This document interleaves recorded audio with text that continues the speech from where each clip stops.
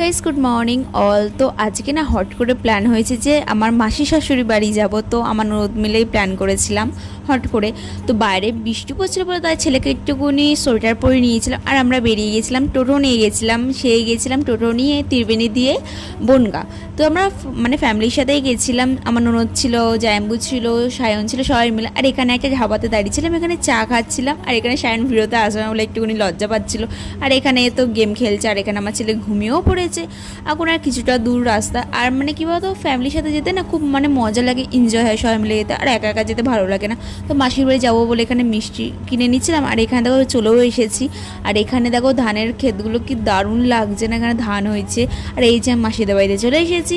এসে পরে মাসি এখানে দিয়ে দিয়েছিল ফুটি, সেটাই খাচ্ছিলাম এখানে। আর এটা হচ্ছে মাসি। আর আমার ছেলের খুবই খিদে পেয়ে গেছিলো, ওর খাবারটা রেডি করে নিয়েছিলাম।